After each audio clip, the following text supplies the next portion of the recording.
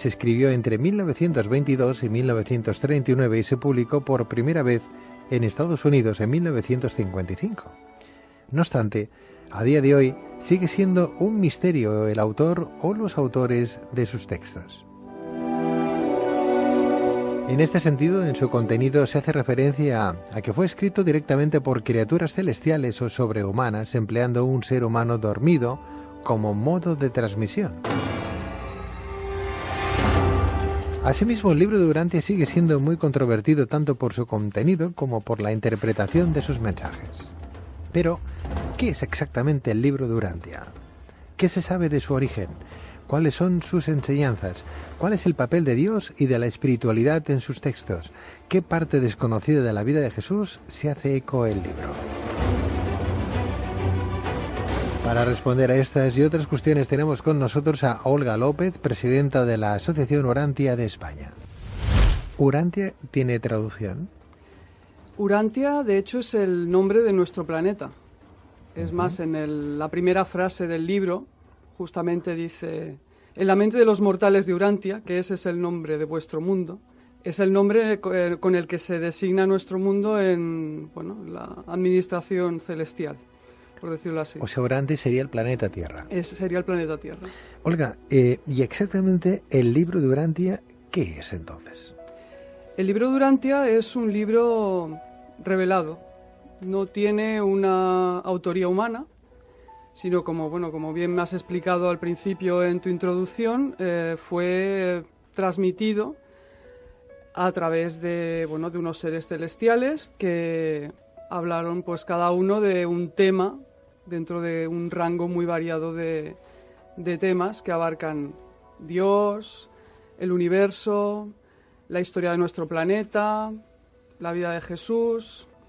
Hay muchos temas encerrados en el libro. ¿Y quién se atrevió? Porque hablábamos de una época, 1922-1939, donde se publicó por primera vez este libro, o estos mensajes, ¿no? En Estados Unidos en 1955, pero ¿quién se atrevió a dar ese mensaje de estos seres? ¿Quién lo escribió? ¿Quién redactó los textos? Nos decís que gente de fuera, pero ¿quién llevó el libro, el texto en sí, a impresión? Bueno, es que fue...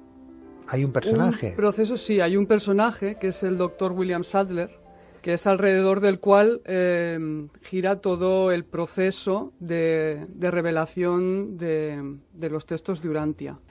Digamos que, fue un proceso muy largo, empezó a principios del siglo XX, hacia el año 1909, en el que el Dr. Sadler, que era psiquiatra, que ejercía en la ciudad de Chicago, tuvo noticia de un sujeto que hablaba en sueños y, como él estaba muy interesado, por otra parte, en el tema de los mediums y las canalizaciones, y estaba de alguna manera interesado en descubrir la superchería que podía haber detrás de eso, le interesó el tema y lo investigó.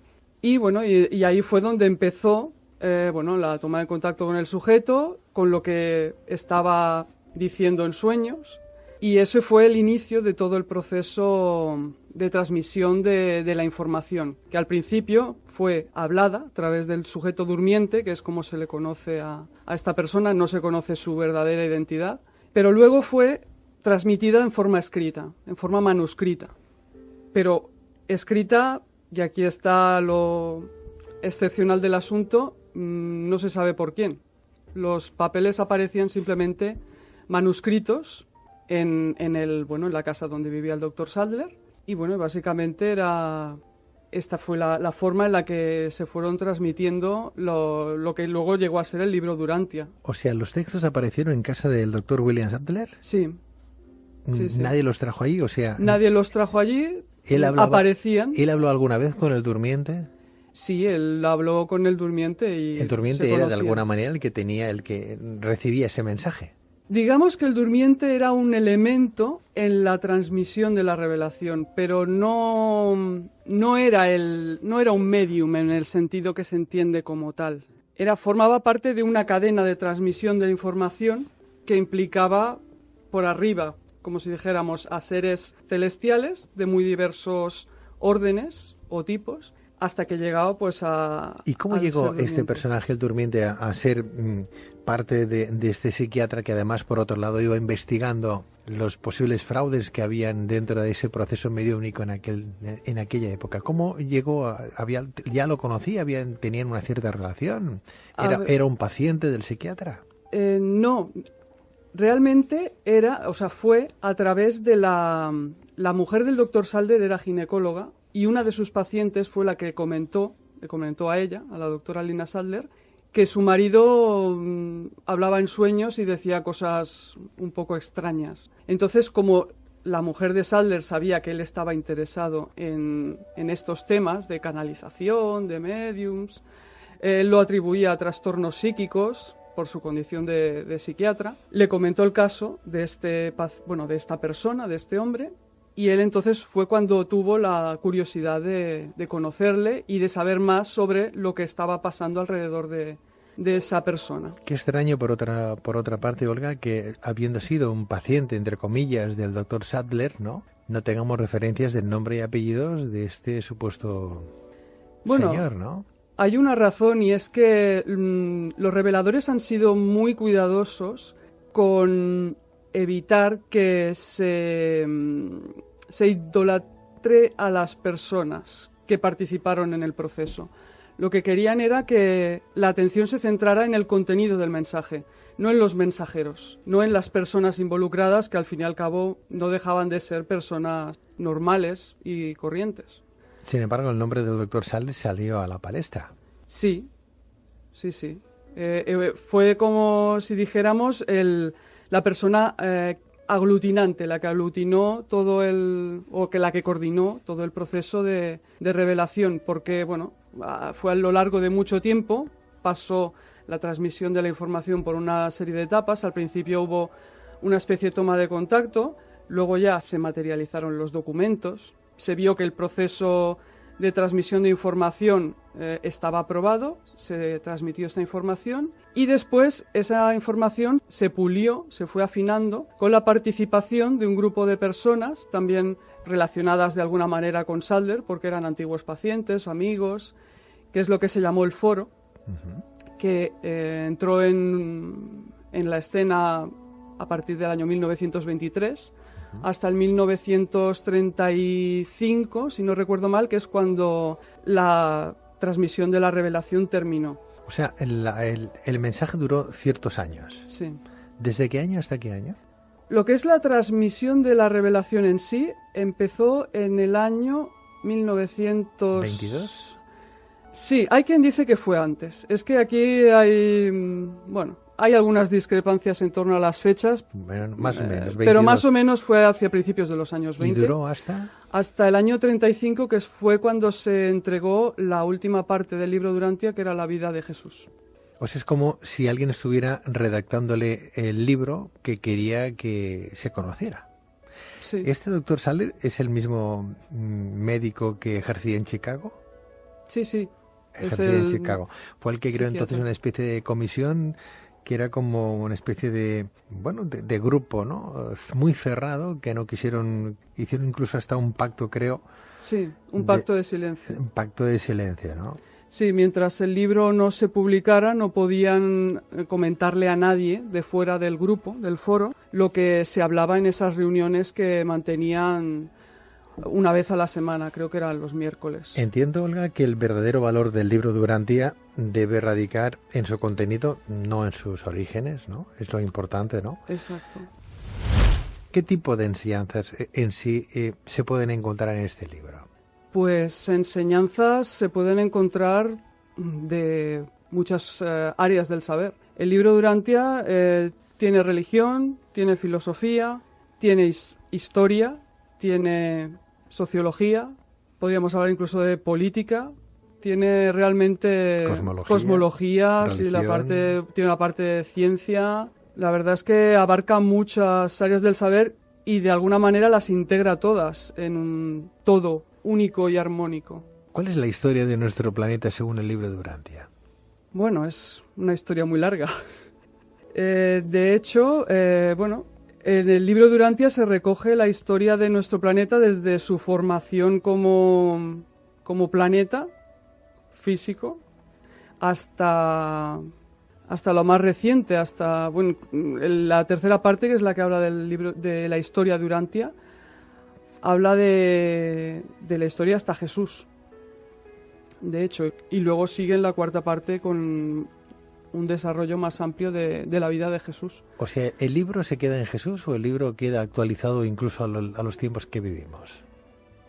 Quedaría actualizado más que a los tiempos que vivimos, al año en el que se acabó de transmitir, que fue los años 35 aproximadamente.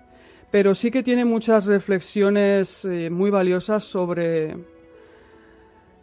el curso que debería seguir la humanidad a partir de las enseñanzas de Jesús, de cómo el rumbo que debería tomar el cristianismo y otras religiones del mundo. Es como un gran libro donde hay un compendio de muchas particularidades, quiero entender, pero es un libro que tiene ¿cuántas páginas? Exactamente 2097. 2097 páginas. ¿Es un solo libro? Es un solo libro. ¿Es por capítulos? Sí, está dividido en un prólogo y 196 documentos o capítulos. 196 capítulos y cada capítulo hay un índice y supongo que también está tan marcado, tan rigurosamente pautado. Sí. El libro, si hay algo que llama la atención cuando lo lees por primera vez, es la coherencia que tiene. Tú lees el libro de Urantia y te hace reflexionar, te hace pensar. Totalmente. Tú has dicho que hablabas sobre diferentes parcelas, ¿no? de ciencia, filosofía, historia y dándole mucho énfasis a la vida de Jesús de Nazaret, vida social que conocemos muy poco, por cierto, ¿no? Exacto. ¿Conoceremos más la vida de Jesús, por ejemplo? Sí, y además no solo se conoce la vida de Jesús que no aparece en los evangelios, que es lo que se llaman los años perdidos, desde su infancia hasta el comienzo de su vida pública, sino que además también se nos muestra un Jesús humano y divino a la vez. Y eso es la grandeza de la vida de Jesús, tal y como aparece en el libro de Urantia, que se muestra a un ser humano desarrollado en todo su potencial. Y eso realmente tiene una fuerza inspiradora tremenda para las personas que lo leen. ¿Los seguidores del libro de Urantia tienen un nombre? Nosotros nos llamamos lectores. Lectores. ¿Y os acercáis al libro de Urantia por qué? Pues porque vamos buscando.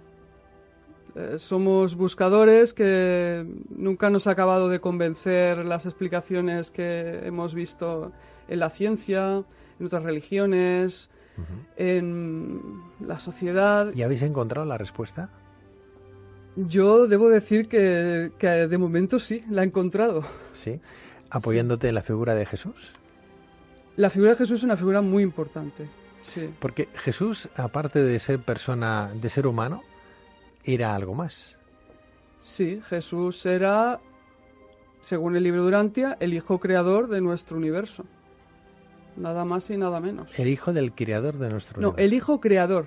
El hijo creador. Sí, en toda la cosmología que se describe en el libro de Urantia hay una organización de toda la creación muy compleja, igual es demasiado extensa para mencionarla aquí, pero digamos que hay una parte de esa organización administrativa que se llama universo local, de los que hay unos 700.000 en toda la creación, vamos a decir, en todo el espacio. Y Jesús de Nazaret, en realidad, era pues el soberano, el hijo creador de un universo local, de una de esas 700.000 partes en las que se divide toda la creación. Hay que imaginarse, en el centro de toda la creación está el paraíso. Sí. Alrededor del paraíso tenemos lo que se llama el universo central, que es un universo perfecto, habitado por seres perfectos, perfectos inherentemente. Alrededor de ese universo central giran 7 superuniversos y dentro de cada superuniverso, aparte de otras divisiones, hay 100.000 universos locales. Son porciones de creación administrativas que están gobernadas por un hijo creador. Cada 100.000 universos hay un... Cada superuniverso, sí, cada superuniverso tiene 100.000 universos locales y cada universo local tiene un hijo creador. Y hay 7 superuniversos. Y hay 7 superuniversos, de ahí que haya 700.000 hijos creadores, entre los cuales está nuestro hijo creador, que fue conocido aquí en la Tierra como Jesús de Nazaret. ¿Eso significaría que habría más Jesús de Nazaret en otros planetas? Pues sí, eso significaría. O sea, tenemos el paraíso, alrededor del paraíso tenemos un universo central, sí, has dicho, y luego 7 superuniversos, y cada universo que rodean como si fueran figuras concéntricas, ¿no? Sí, están dispuestos. Vendría un superuniverso, después vendría otro, luego otro, cada uno supongo Pero están en el mismo plano. No hay ni mayor ni menor, no hay grados ahí. No, todos en el mismo plano. Exacto. 7 superuniversos y cada universo de estos 7 tiene 100.000 universos. ¿Sí? Exacto, para hacernos una idea de... 100.000 universos. Y en cada universo de esos 100.000 universos, ¿quién vive? En cada 100.000 universos hay otras organizaciones administrativas más pequeñas. ¿Que son personas? No, son organizaciones, porciones de espacio, para entendernos. Porciones de espacio donde hay planetas, donde hay habitantes humanos como nosotros, o parecidos a nosotros, que viven en ellas y que están gobernadas también por una personalidad que sería pues el soberano, el administrador, el que toque. Es una organización muy compleja y es... O sea, cada una de ellas tendría un soberano y tendría un Jesús de Nazaret. De esos universos locales, sí. Este Jesús tiene padre y madre. Este soberano, ¿quién lo ha fecundado? ¿Quién lo ha fecundado? El Padre Universal, al que nosotros, por simplificar, nosotros quiero decir la humanidad, le llama Dios, y el Hijo Eterno, que sería la segunda persona de la Trinidad. Digamos que en el libro Durantia se habla de la Trinidad de una manera bastante parecida como dice la religión cristiana, solo que los miembros de la Trinidad no son exactamente los mismos. Pero tenemos también un Padre Universal, el Hijo Eterno y el Espíritu Infinito. ¿La Madre no aparece por ningún lado? Digamos que sí, porque en los universos locales, que es lo que no he comentado antes, aparte de un Hijo Creador, hay un Espíritu Materno que procede del Espíritu Infinito y que es la parte, como si dijéramos, femenina del par soberano de los universos locales. O sí que tenemos una figura masculina, entre comillas, y una figura femenina en la soberanía y la administración de los universos locales. ¿Nada que ver con la Virgen María? No. La Virgen María quizás sea una idealización, pero yo no diría exactamente del espíritu materno, sino quizá de la primera madre o de Eva, de la que también se habla por otra parte en el libro Durantia. Igual que hay 700.000 Jesuses, deben haber, por ende, 700.000 padres de Jesuses. No, porque padre es uno para los 700.000, que es el Padre Universal. ¿Y ese Padre Universal, por ejemplo, lo ve todo? Sí. ¿Es consciente de todo? Sí, es... Es el Padre de los 700.000. Es un Dios infinito que está en el nivel absoluto, en el que no existe el espacio y el tiempo. El Padre Universal, tal y como se explica en el libro Durantia, es muy parecido al Dios de la Biblia. Tiene los mismos atributos de omnipotencia, omnisciencia. ¿Pero de qué Biblia? ¿Del Antiguo o del Nuevo Testamento? Yo diría del Nuevo Testamento. Más parecido al del Nuevo Testamento que al Yahvé colérico del Antiguo Testamento. Cuando nos desencarnamos, cuando morimos, fallecemos, ¿dónde vamos? Según el libro de Durantia. Pues según el libro Durantia, vamos a otro mundo, que es un mundo físico, pero también es un mundo que tiene una parte que está a medio camino entre la materia y el espíritu. Digamos que nosotros como seres mortales tenemos que recorrer un camino muy largo que empieza en un mundo como este, como el nuestro, y que va ascendiendo por toda la creación conocida, hasta el paraíso, donde ya somos seres perfectos que nos hemos perfeccionado a través de la experiencia. Entonces, esta es una primera etapa, la que vivimos aquí como seres de carne y hueso.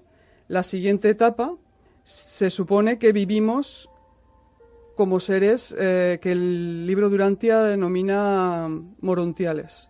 Es un término nuevo que no aparece en ningún otro sitio, en ninguna religión ni ninguna doctrina, que está justo a medio camino entre lo material y lo espiritual. Nosotros necesitamos recorrer o acortar la brecha entre lo físico y lo espiritual, y empezamos por etapas graduales. Entonces, cuando llegamos al primer mundo, vamos a llamarle morontial, de este nuevo tipo de materia menos densa que la que nosotros podemos ver ahora con estos ojos, cuando llegamos a estos mundos, se nos asigna un nuevo cuerpo y vamos aprendiendo, pasando por una serie de mundos, a quitarnos el rastro de animalidad e irnos espiritualizando cada vez más. Esta sería más o menos la filosofía de toda la carrera ascendente. Como filosofía no está nada mal, pero no obstante, el ser humano no es consciente, Olga, de esas reencarnaciones, entre comillas, que bien se pueden reflejar en el libro Durantia, ¿no? O sea, vamos a ir evolucionando, transformando nuestros yoes, ¿no? Conociéndonos un poco más en otras venidas, ¿no? A este plano terrenal. Pero si no nos acordamos quién fuimos antes... Es que se supone que cuando despiertes en el siguiente mundo, sí, serás plenamente consciente de quién eres, porque la personalidad, que es tu seña de identidad, no la perderás nunca. Y te reconocerás a ti mismo aunque tengas otro cuerpo, y conocerás a otras personas que estén allí y que hayan vivido contigo en el mundo de la carne. Así que en este sentido yo creo que es mucho más apasionante, porque es como que aquí has aprobado un curso y pasas al siguiente, pero sigues siendo tú en todo momento. Lo bueno que tiene el libro Durantia, a mí lo que me gusta especialmente, como interesada que estoy en la ciencia, es que integra la ciencia con la religión y con la filosofía, que hoy día y desde hace mucho tiempo están totalmente divorciadas. En el libro Durantia se dice que la ciencia tiene un ámbito de actuación, un ámbito de explicación. La ciencia explica las cosas que puede explicar, pero hay otras cosas que se escapan de su ámbito, igual que la religión tiene un ámbito en el que puede explicar ciertas cosas, pero no puede explicar lo que la ciencia puede por el propio método científico. Y esto es lo que me gusta y lo que me gustaría resaltar del libro. Que realmente no hay una incompatibilidad entre la ciencia y la religión, sino que se pueden integrar. ¿Qué es lo que se dice en el libro Durantia de Jesús de Nazaret, de esos 12 a sus 30 años? Durante esa época, Jesús poco a poco fue haciéndose consciente de quién era realmente, empezaba a intuir que era algo más que un simple humano, y por otro lado se dedicó durante todo ese tiempo a conocer más a los seres humanos que le rodeaban, a tomar contacto con muchos tipos de personas. Se dedicó a hacer viajes. Hay una parte del libro Durantia que a mí me gusta especialmente, de la vida de Jesús, que es cuando hizo un viaje a Roma con un mercader indio y su hijo, haciendo de preceptor del hijo y de traductor del mercader, porque Jesús hablaba griego, que era como el inglés de aquella época en el Imperio Romano. Y realmente en aquella época hizo un ministerio muy personal en el que toda la gente con la que contactó le marcó una diferencia en sus vidas. Y casualmente, aunque yo no creo en las casualidades, luego esas personas desempeñaron un papel importante en la difusión del cristianismo años después de la muerte de Jesús, sin saber siquiera que habían sido o que habían conocido a la persona en la que luego habían creído. Y esto me parece realmente increíble y impresionante, y me parece tan valiosa esta etapa de la vida de Jesús como la parte pública que es la que también se habla en los evangelios. Es curioso porque de Jesús hablan los evangelistas, pero ninguno de ellos llegó a conocerlo personalmente, ¿no? Jesús de Nazaret en esa edad de infancia era un niño normal, fue un joven normal, le gustaban las chicas, tenía relación. ¿Se sabe algo en el libro Durante? ¿Aparece algo de eso? ¿Aparece algo de esa supuesta relación con María Magdalena? Pues la verdad es que no aparece ninguna relación con María Magdalena. Sí que se comenta del caso de una joven de Nazaret, de Rebeca, que se enamoró de Jesús cuando tenía 20 y pocos años, ahora no recuerdo exactamente la edad, pero él ya entonces, aunque no era plenamente consciente de su divinidad, sabía que había venido a este mundo con una misión y que no estaba dentro de su misión la de tener descendencia con una mujer. No es que el matrimonio le estuviera prohibido, pero lo que sí que estaba prohibido, no le estaba permitido, era tener descendencia. Y bueno, y lo que hizo con esta chica pues fue explicarle que su misión era otra y que no podía casarse con ella. Y lo cierto es que ella le siguió incluso durante toda su vida pública, y en el momento de la muerte también estaba presente junto con otras mujeres. Uh-huh. De María Magdalena sí que se habla en el libro Durantia.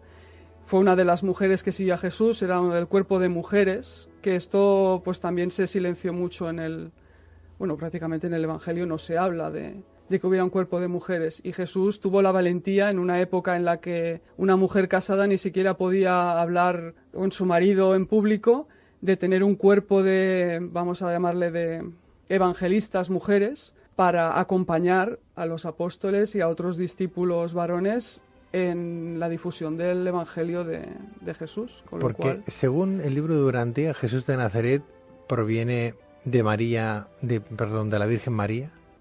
Sí, sus padres eran José y María. Y fue... ¿El padre fue José? Sí. ¿O el padre viene de más arriba? El padre... digamos que el padre biológico fue José. El padre putativo. No, en el libro se dice que Jesús fue concebido exactamente igual que cualquier ser humano en nuestro planeta. En el libro de Durantia no hay ahí ningún tipo de enviado ni ángel que te va a anunciar que vas a ser... Sí, eso... ¿Aparece el ángel? Eso justamente sí. Gabriel, que según el libro de Durantia no era exactamente un ángel, pero sí que se apareció a María para decirle pues que iba a tener un hijo... De José. Un hijo de la promesa que estaba destinado pues a ser alguien realmente especial en este mundo. Pero ahí se acabó lo sobrenatural. Sin embargo, es curioso, ¿no, Olga? Porque si verdaderamente Jesús de Nazaret era hijo de María y de José, padre biológico, no putativo, sino padre biológico, tuvieron su relación carnal para tener ese hijo. No entiendo entonces el por qué se nos presenta a ese Mesías, a este Jesús de Nazaret, en el propio libro de Durantia, como si es un enviado de estos dioses, ¿no? Lo normal sería que no tuviera una relación su madre, que fuera, pues eso, concebido por obra y gracia del Espíritu Santo, como si los de arriba, ese Dios particular, engendrara la semilla dentro del vientre de María. Eso sería quizás lo más aceptable, ¿no? Ya que estamos hablando de esos universos, de esos dioses, de ese Dios que lo ve todo y que quiere transmitir un mensaje, un legado, ¿no? Si no, parece como que, ¿por qué él y no el vecino de al lado? Bueno, aquí habría que explicar otra cosa que también se comenta en el libro, y es que los hijos creadores son especiales, y ahora diré por qué. Digamos que ellos la soberanía de su universo local, del que hay 700.000, se la tienen que ganar. Entonces la manera de ganársela es pasar por 7 existencias de 7 tipos diferentes de seres dentro de su creación. ¿Qué pasa? Que la séptima de estas existencias tiene que ser como un ser humano, como una criatura humana que nace de una madre normalmente siempre son varones, pero cuya concepción es completamente natural. También dice el libro que es uno de los secretos del universo, el cómo se produce. Esta pregunta que tú te formulas de cómo puede ser, pues la verdad es que no lo sabemos. Siempre dicen que es un secreto. ¿Tuvo hermanos? ¿María tuvo más hijos? Sí, tuvo 8 hermanos, exactamente. Eran 9 hijos. ¿Te acuerdas de los nombres? El siguiente fue Santiago, José, Simón, Judá, Amós, y luego de las chicas eran Miriam, Marta y Ruth, que era la pequeña, que fue póstuma, nació después de la muerte de su padre. Santiago, el Santiago el menor, el que conocemos, Santiago el mayor, José. Bueno, de hecho fue el jefe de la Iglesia Cristiana de Jerusalén, fue el primer dirigente de la Iglesia Cristiana en Jerusalén, fue el hermano carnal de Jesús, según el libro Durantia.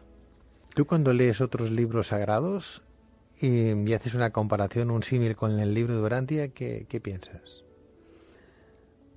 Yo respeto por principio todos los libros, llámense sagrados o revelaciones que haya, pero personalmente a mí el que más me convence y más coherente encuentro y más me satisface es el libro Durantia, sin ninguna duda. Pero ahí dejo el asunto. Hay un más allá, ya para finalizar, Olga. Después de cruzar esos 7 planos, ¿no? ¿Qué es lo que nos espera? Bueno, pues lo que sí puedo decir es que según el libro Durantia se salva el que decide salvarse. Es totalmente nuestra decisión. No depende de nadie, más que de nosotros.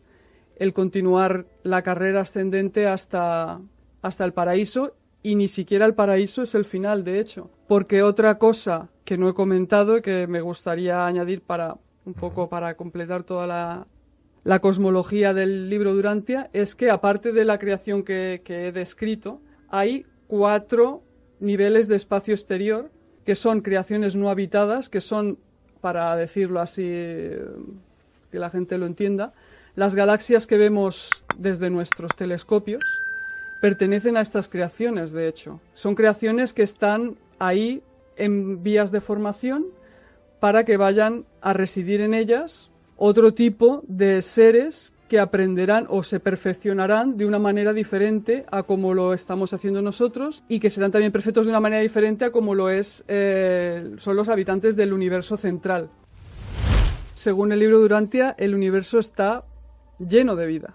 Es que no somos un caso aislado, no somos un planeta único en toda la creación, sino que hay billones. ¿Que el libro Durantia se puede encontrar en el mercado? Sí, se puede encontrar en las librerías más importantes, está disponible. ¿Es difícil de leer, de entender? Bueno, no es un libro fácil de leer, pero yo creo que si uno pone empeño y interesa el tema, se puede leer. Y yo creo que se debe leer si estás buscando la verdad. Antes de explicar mejor qué es el libro de Durantia, veamos algunos conceptos importantes. Es un hecho que el hombre del pasado vivió una vida de esclavitud supersticiosa al miedo religioso. El hombre civilizado moderno teme la idea de caer bajo el dominio de fuertes convicciones religiosas. A ello se suma que actualmente hay en todo el mundo una gran cantidad de creencias trascendentales y también una gran diversidad de religiones institucionalizadas. Algunas de ellas ya hace muchos años que están establecidas entre nosotros, y hay otras derivaciones que surgen casi constantemente. Cada una de estas creencias tiene sus valores y conductas bien característicos, y a pesar de que todas ellas tienen valores elevados en mayor o menor grado, es cada vez más difícil para el hombre moderno adecuarse plenamente a alguna de estas creencias, por los cuestionamientos constantes que surgen de la modernidad, del progreso creciente de la ciencia y de la desmistificación de las supersticiones. Pero a pesar de todo ello, es innegable que, independientemente de creencias o religiones, el hombre tiene una indudable percepción y anhelo de Dios. Bien, ¿y cómo vamos a solucionar esto? El libro de Durantia vino a ayudarnos a entender estos conflictos. El libro no es ni pretende ser una nueva religión. pero plantea de manera magnífica la religión personal, basada en la fe y en el servicio. Señala que los valores espirituales adquiridos por medio de las religiones trascienden a las religiones en sí, y esa es su belleza. El libro también nos instruye sobre la génesis, la historia y el destino de la humanidad, así como sobre nuestra relación con Dios. Deja clara la diferencia entre religión y ciencia. Aboga por sustituir la superstición, la cual vemos que se debilita a través de nuestras pruebas científicas por el fortalecimiento de las realidades espirituales y los valores divinos. Dado que nuestra fe es innegable e insustituible, no necesita pruebas. El libro de Urantia fue escrito por unos autores sin precedentes. Nosotros no habíamos sido capaces hasta ahora de imaginar siquiera la existencia de esos seres dentro de nuestras creencias actuales. A medida que los entendemos mejor, veremos cuán lógica es su existencia, que llena ese vacío tan obvio que hay entre nosotros, meros mortales, y el Dios perfecto. Por primera vez, vemos nuestro aislamiento de una forma muy lógica dentro de un gran proceso. Todos nosotros, incluyendo a los autores sin precedentes del libro y a un número casi infinito de otras personalidades, formamos parte de una estructura colosal que es narrada y explicada en el libro con un alto nivel de coherencia y gran detalle, mostrando que la estructura de la fe naturalmente lleva al individuo a creer sin ver. Pero ella no puede impedir que un hombre que piensa y cuestiona sobre la vida vaya en contra de la lógica de la realidad que él mismo percibe. No hay ni una sola incoherencia en el libro, no hay respuestas sin al menos una explicación lógica. ¿Y por qué se llama el libro de Urantia? ¿Qué es Urantia? Entre la infinidad de temas abordados en el libro, uno de ellos es que el nombre cósmico de nuestro planeta, Tierra, es Urantia. De ahí el nombre del libro. El libro de Urantia tiene 2097 páginas y fue escrito para un periodo de 1000 años. Contiene gran cantidad de informaciones muy detalladas que trascienden nuestra época actual, pues cabe recordar, nuestro punto de vista abarca solo una parte del mundo en una época. Y este es un gran llamado a la reflexión, pues al leerse el libro, por ser tan extenso y complejo, se debe prestar atención a esos factores. El hombre no logra trascender mucho su tiempo, pero logra gloriosamente ser parte de la construcción gradual de un mundo mejor. El libro de Urantia tiene 4 partes. Primera parte, 31 documentos que describen a Dios y al gran universo, entre otras muchas cosas. Segunda parte, 25 documentos que describen la estructura de los universos, el origen y destino del hombre, entre otras muchas cosas. Tercera parte, 63 documentos que describen el origen de nuestro planeta y la realidad del hombre, entre otras muchas cosas. Cuarta parte, 77 documentos que describen toda la vida de Jesús, entre otras muchas cosas. Pero usted se debe de estar preguntando, ¿cómo llegó el libro hasta nosotros? El libro de Urantia fue recibido por un grupo de personas en Chicago, Estados Unidos, varios años antes de la Segunda Guerra Mundial. Y tras tomar todas las debidas precauciones antes de su divulgación, finalmente fue publicado en 1955. Las técnicas empleadas en la recepción del libro de Urantia podrían ser consideradas poco místicas por algunos o excesivamente místicas por otros, pero detallar este proceso requeriría una lectura aparte del libro. Vale destacar que esta presentación no tiene el propósito de sustituir la lectura del propio libro, el cual ofrece respuestas infinitamente más importantes que cualquier otra lectura. Un verdadero buscador sabe identificar el alimento de la sabiduría.